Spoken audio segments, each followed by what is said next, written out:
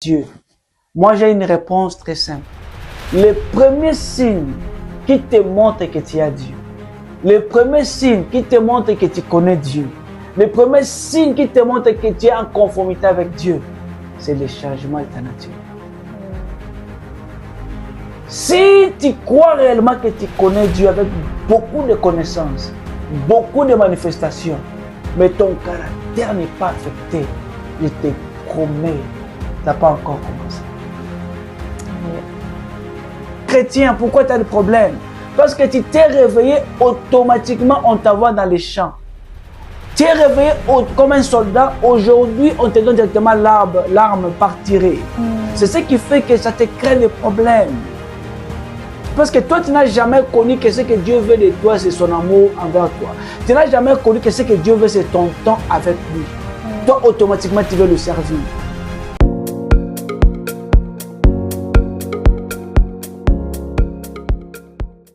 Alors bonjour ou bonsoir tout le monde, c'est toujours un plaisir pour nous de vous retrouver dans notre rendez-vous spécial.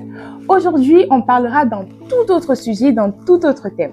Et pour introduire ce thème, je vais lire le livre de 1 Corinthiens chapitre 3, le verset 1, où l'apôtre Paul nous dit: « Pour moi, frères, ce n'est pas comme à des hommes spirituels que j'ai pu vous parler, mais comme à des hommes charnels, comme à des enfants en Christ. » 1 Corinthiens 3, le verset 2, la suite, nous dit « Je vous ai donné du lait, non de la nourriture solide, car vous ne pouviez pas la supporter et vous ne le pouvez pas même à présent, parce que vous êtes encore charnels. » Un peu plus loin, dans 1 Pierre, cette fois-ci, le chapitre 2, le verset 2, il est dit « Désirez comme des enfants nouveau-nés le lait spirituel et pur, afin que par lui vous croissiez pour le salut. » J'ai une question pour vous aujourd'hui.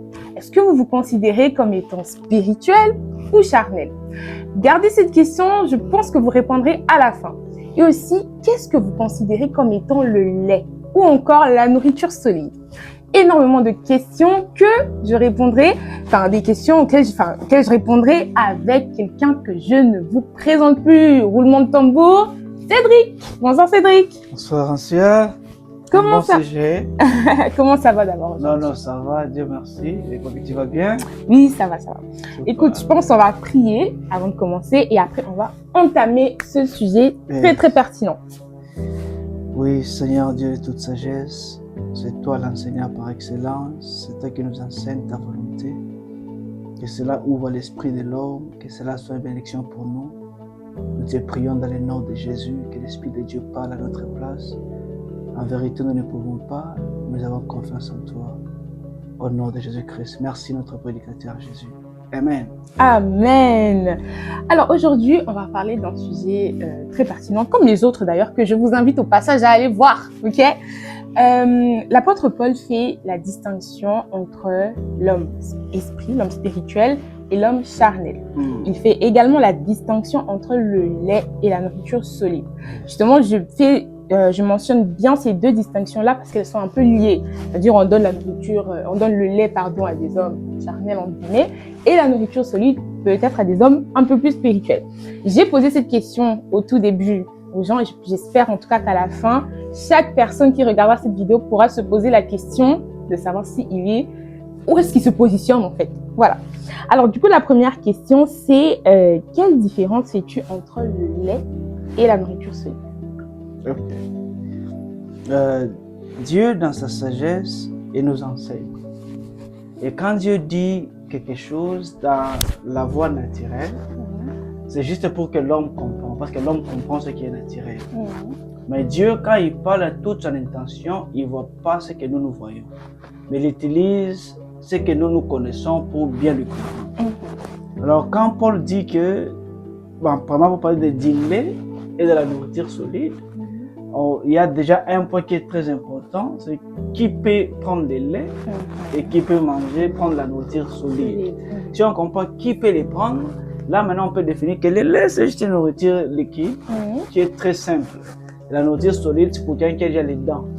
Celui qui a les dents, là on peut lui donner la nourriture. Tu peux mâcher, tout ça.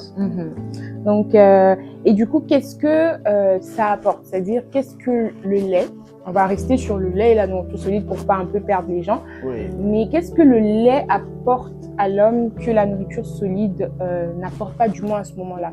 C'est-à-dire, quel est l'apport de chaque Ok. type de... Bon, parlons du contexte de la Bible, comme la Bible dit dans 1 Corinthiens 3. Pour mon frère, ce n'est pas comme à des hommes spirituels que je puis vous parler, mais comme à des hommes charnels, comme à des enfants. Donc, on doit vraiment comprendre que la question doit se poser, comme on a dit auparavant, qui sommes-nous? Les chrétiens se positionnent où? Ils sont spirituels. Comment est-ce qu'ils savent qu'ils sont spirituels? Et s'ils disent qu'ils sont charnels, est-ce qu'ils sont réellement charnels? Qu'est-ce qui prouve qu'ils sont charnels? Bon, ce sont les deux points très importants à savoir. Ce qui est vrai, que l'homme que nous connaissons, ou ce que nous connaissons de nous, on est charnel, oui. Mais si on dit on est spirituel, la question est que, comment est-ce que nous sommes nés? Est-ce que croire en Jésus nous rend spirituels? C'est ce que j'ai remarqué avec le temps.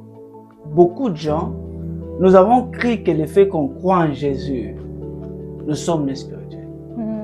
Or, si réellement c'est vrai que nous sommes spirituels, est-ce que nous marchons comme un esprit? Est-ce que nous fonctionnons comme un esprit? Parce que réellement, ce qui est esprit marche comme esprit. Ce qui est physique marche comme un physique. Donc, si quelqu'un croit réellement être spirituel, la question est que, est-ce que réellement il fonctionne comme un esprit? Et quand on comprend ça, maintenant on peut savoir quelle est la nourriture qu'il faut donner. Donc, si je dois un peu ouvrir les yeux de plusieurs, c'est qu'en réalité, le lait est très important. Et pourquoi le lait est très important? Imaginez un enfant d'1 mois. Vous lui donnez le pain. Un enfant d'1 mois, vous lui donnez la nourriture solide. C'est ce qui fait que si l'enfant s'habitue avec ça, il va sauter la nutrition normale. Et sa croissance ne sera pas bonne. Dans le monde spirituel, c'est aussi la même chose. Mais le point le plus important, avant même parler de la nourriture, est-ce que premièrement un enfant est né? Comment est-ce qu'on est né? Toi qui crois être spirituel, pose-toi la question, tu crois réellement être spirituel ou tu connais si tu es spirituel? Parce qu'on peut croire qu'on est fils de Trump. On peut croire qu'on est fils de qui que vous voulez. Mais l'être, c'est différent. C'est le DNA qui prouve qui vous êtes. Donc, Dieu nous montre maintenant que réellement, c'est lui qui est né de l'esprit. C'est celui-là qui est esprit. Donc, c'est lui qui dit que je crois en Dieu. La question est que, est-ce que réellement tu as reçu la grossesse? Parce que si tu n'as pas reçu la grossesse, tu ne peux pas être... Si une femme, comme toi étant femme, tu n'as pas eu la sémence de ton mari, tu ne peux pas être né. Donc si tu crois que tu es né de Dieu, la question est que est-ce que tu as reçu la sémence? Et qu'est-ce que la sémence? Où est-ce que ça tombe? Là maintenant, j'explique cette chose de Jean 3 que les gens ils lisent, donc on doit prêter beaucoup d'attention. La Bible dit ceci, que celui qui est né d'esprit est esprit.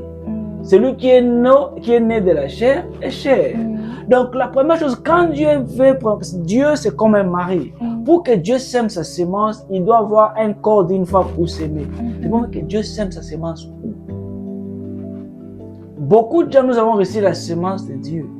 Mais la sémence de Dieu n'arrive pas à avoir un enfant. Pourquoi la sémence de Dieu ne conçoit pas? C'est parce que ça tombe à un mauvais endroit de l'homme. L'homme a plusieurs ventres. L'homme a plusieurs ventres. Et si la sémence de Dieu tombe dans le ventre corps, malheureusement, cette sémence sera là. Mais en aucun jour, va produire un enfant. C'est seulement le bon moment et le bon endroit qui fait que la femme puisse avoir un bébé, porter un bébé. Donc, dans les parties de l'homme, comme on connaît, il est tripatrie. Donc, aussi longtemps que la sémence ne tombe pas sur la vraie place, on n'est pas encore né de Dieu. Le fait que tu as cru en Jésus, toi-même tu le sais, si tu as cru en Jésus, mais que cette sémence n'est pas encore affectée à ton esprit, ce n'est pas encore né.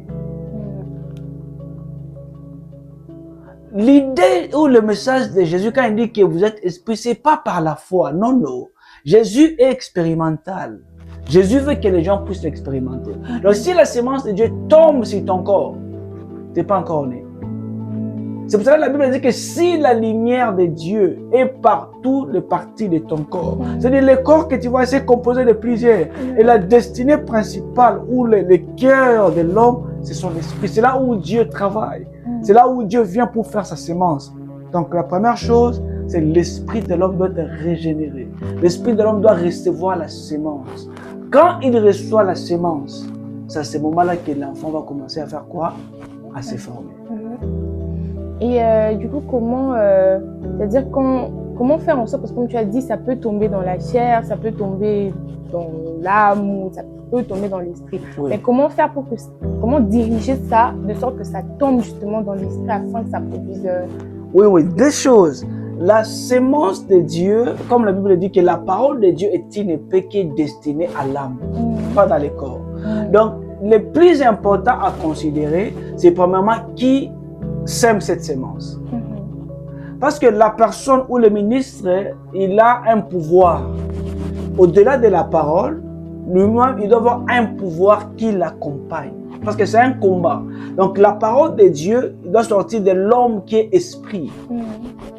En fait, la raison que plusieurs, leur parole ou la parole qui prêche tombe pas dans le cœur qui prend l'enfant, c'est parce que leur source n'est pas l'esprit. Je parle que Jésus t'aime. Mais aussi longtemps que Jésus t'aime n'est pas sourcé ou initié par l'homme esprit, donc c'est l'homme corps qui parle. Et quand l'homme corps parle, il parle qu'à l'homme corps aussi. C'est ce qui fait que si moi, c'est ma bouche corps qui parle, ça va tomber aussi dans ton corps, corps qui ne va pas recevoir. C'est seulement quand c'est l'esprit de Dieu ou l'esprit de Dieu à moi qui parle, ça va adresser à ton esprit. Donc la première chose, c'est où recevoir. Qui te donne cette sémence? Ça vient d'où? Ça vient d'où? Donc la source, parce qu'on donne que ce qu'on a. Donc la première chose, c'est qui donne cette sémence? Qui est la source, où est la parole ou la sémence est initiée? Ça, c'est le premier point. Deuxième chose, maintenant, c'est la destination. Parce que l'homme esprit peut s'aimer, mais comme il sème dans un ventre qui est une maison, ça peut avoir aussi la porte fermée. C'est ce qui fait que maintenant, je pense qu'on peut dire ça, c'est dans les évangiles, où le Seigneur Jésus-Christ lui-même, parlant de la vérité, parlant de la vraie sémence qui était la parole esprit. Mais malheureusement, cette parole esprit ne pouvait pas être crue. Pourquoi? Parce que l'esprit des apôtres, l'esprit des disciples devait être les ventes à recevoir. Mais malheureusement que leur esprit était aussi aveuglé. Et la Bible nous dit que Jésus ressuscitant avec toutes les preuves, ils l'ont refusé. Jusqu'à ce que lui a compris, non, ma parole doit tomber sur l'esprit de ses apôtres. Et la Bible dit qu'il ouvra leur esprit. Pourquoi? Parce que la parole qui transforme, la parole qui donne naissance, c'est une parole qui est adressée à l'homme esprit. En réalité, à l'homme, c'est l'esprit. C'est l'esprit qui doit recevoir cette sémence. C'est l'esprit qui doit être préparé pour recevoir. Et à cause du péché, l'esprit de l'homme a été fermé. C'est pour cela que nous devons maintenant vraiment s'assurer que la personne qui nous parle a comme source esprit. C'est-à-dire la source doit être son esprit avec l'esprit de Dieu. Parce qu'il doit donner ce qu'il a. S'il parle dans son corps, il adresse à ton homme corps. Cette parole n'est pas productive. Et deuxième chose, si lui il est initié ou conduit par l'esprit, maintenant de ton côté, ton esprit aussi doit être ouvert. Le cas de Jésus, il ouvra leur esprit. Donc cette parole doit arriver à un endroit où l'esprit est ouvert. En ce moment-là, je vous promets, vous n'allez pas croire que vous êtes esprit. Vous serez réellement esprit. Dieu est expérimental, Dieu n'est pas narratif, Dieu n'est pas une histoire. Dieu veut que nous puissions vivre ce qu'il dit. Parce que l'homme est esprit.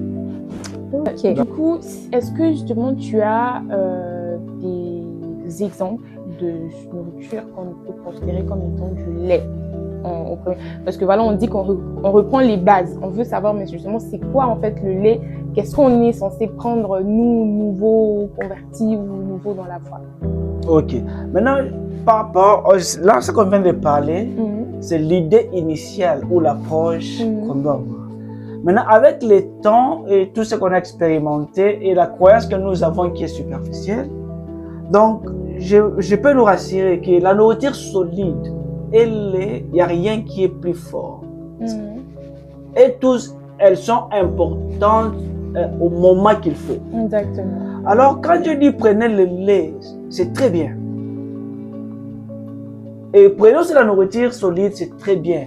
Mais seulement quand vous êtes âgé de prendre cette nourriture solide.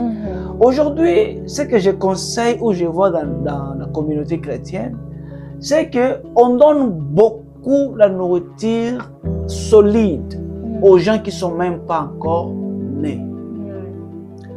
Ici, quand je dis nés, je vois des volets. Les chrétiens, nous pensons que le fait de croire en Dieu et de vivre dans le péché nous rend bébé spirituel. En réalité, bébé spirituel n'est pas celui qui vit dans le péché. Non, non.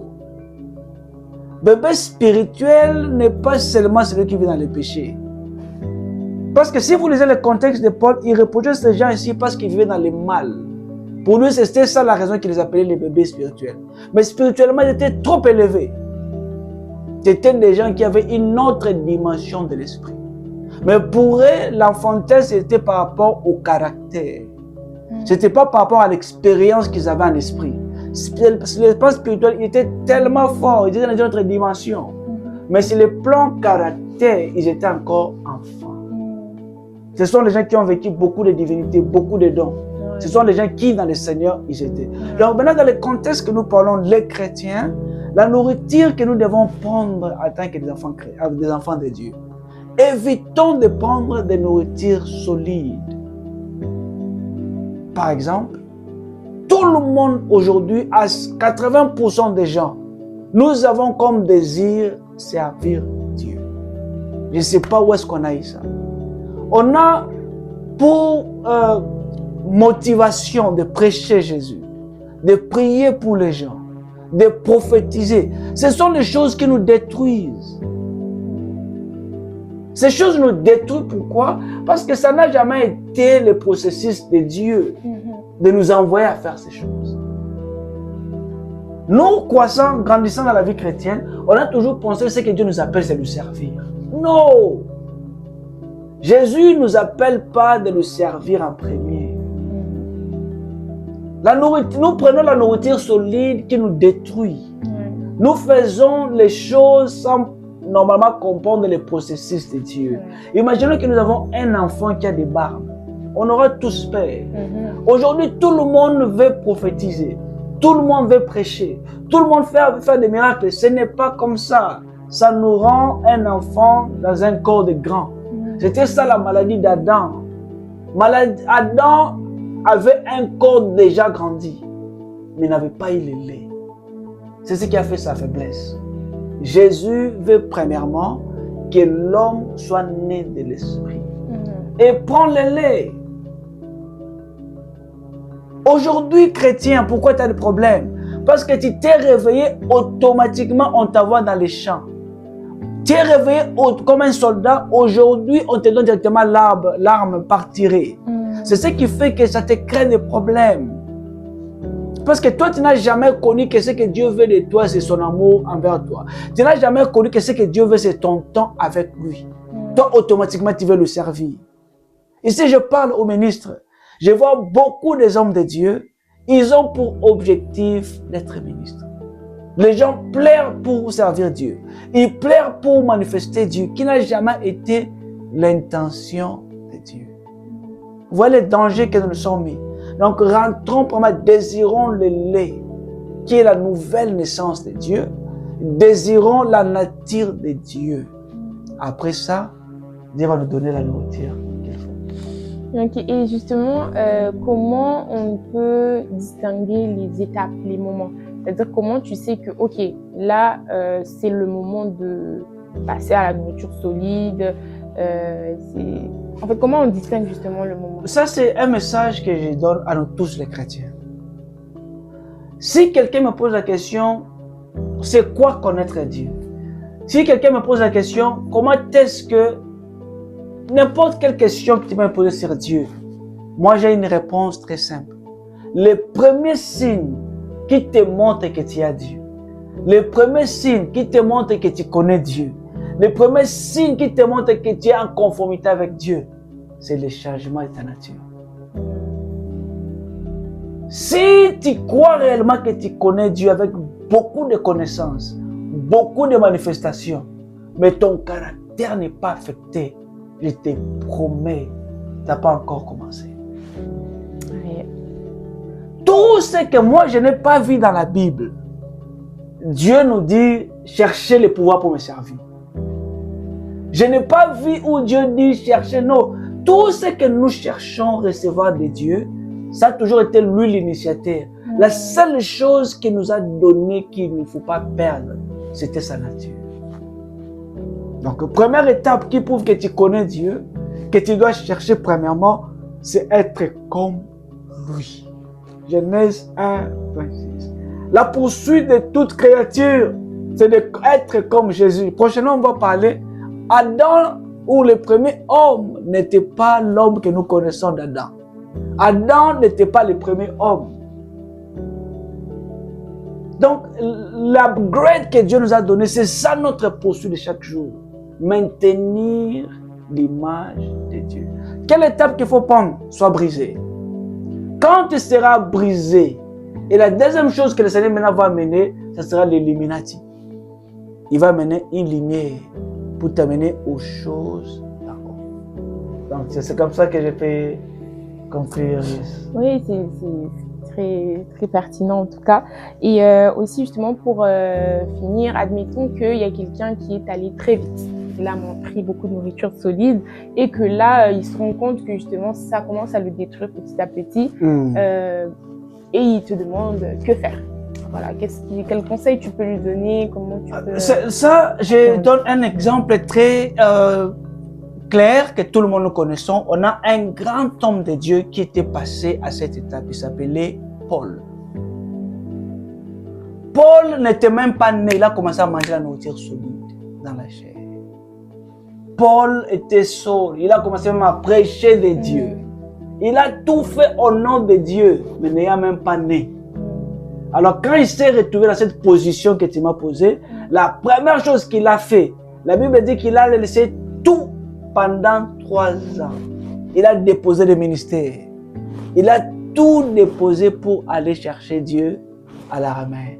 Donc moi, mon conseil, si c'est ça ton cas, dépose tout ce que tu faisais. Priez pour les gens, le ministère, dépose tout, rentre au pied de Dieu. Le Seigneur, me voici. Il n'y a rien de retard. Tous ceux qui ont servi Dieu, ils ont régné à leur position. Régner à tout ce que tu as commencé. Tu n'as aucune perte. Paul est un exemple. Rentre, dis à Dieu, me voici, change-moi. Et le Seigneur va te donner la nourriture des bébés. Yes, exactement. Et du coup, j'aimerais qu'on revienne ensemble sur la question que je vous ai posée au tout début. Est-ce que vous êtes quelqu'un de spirituel, vous êtes un homme spirituel ou un homme charnel?